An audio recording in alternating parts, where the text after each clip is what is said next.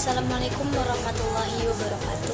Perkenalkan, nama saya Hasmawati dari kelas M211 dengan nomor NIM 2104007501009, program studi pendidikan guru sekolah dasar, Fakultas Ilmu Pendidikan Universitas Negeri Makassar.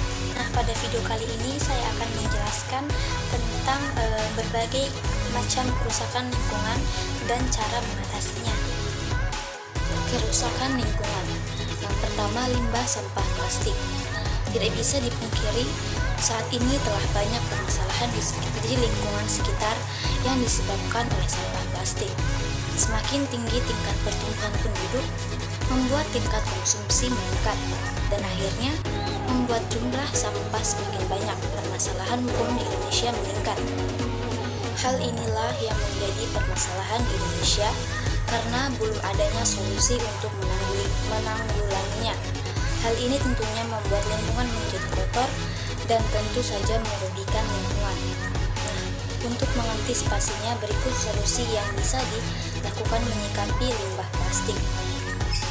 Yang pertama, membuat tempat pembuangan sampah terpadu yang lokasinya strategis dari pemukiman warga.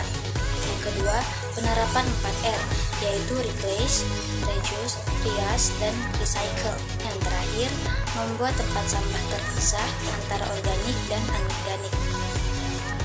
Yang kedua, menebang pohon secara liar. Menebang pohon secara liar bisa mengakibatkan hutan menjadi gundul.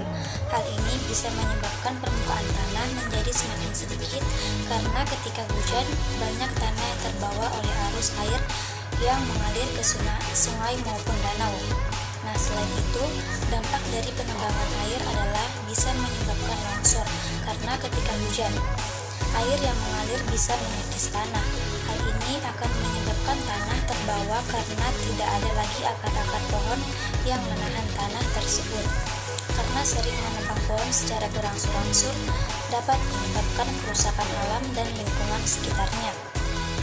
Nah, untuk mengatasi permasalahan ini, penting untuk setiap orang menjaga hutan dengan cara tidak menebang pohon secara liar, dan tindakan selanjutnya adalah melakukan reboisasi atau penghijauan. Yang ketiga, polusi udara. Pencemaran udara merupakan salah satu dari 10 macam pencemaran lingkungan yang sangat merugikan. Pencemaran udara biasanya terjadi akibat kehadiran dari satu atau lebih substansi fisik, kimia, atau biologi di atmosfer dalam jumlah yang dapat membahayakan kesehatan manusia, hewan, maupun tumbuhan.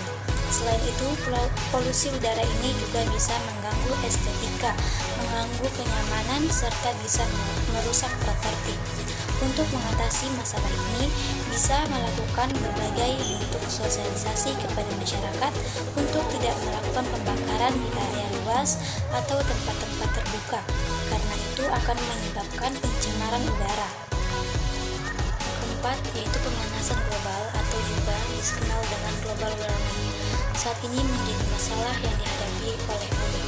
Pemanasan global menyebabkan serangkaian perubahan bagi lingkungan. Penyebab terjadinya pemanasan global salah satunya adalah berbagai aktivitas manusia. Para ilmuwan sepakat bahwa sejumlah aktivitas manusia sangat berkontribusi terhadap pemanasan global dengan menambahkan gas rumah kaca dalam jumlah yang berlebihan ke atmosfer. Gas rumah kaca seperti karbon dioksida menumpuk di atmosfer dan memerangkap panas yang biasanya akan keluar ke atmosfer.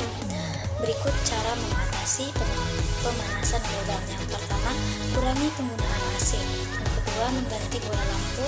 Yang ketiga, membeli barang hemat energi. Yang keempat, kurangi penggunaan pemanasan air. Dan yang kelima, menanam pohon. Itulah pemaparan materi dari saya mengenai kerusakan lingkungan yang terjadi di Indonesia maupun dunia. Kurang lebihnya mohon dimaafkan. Wabillahi taufiq wal hidayah. Wassalamualaikum warahmatullahi wabarakatuh.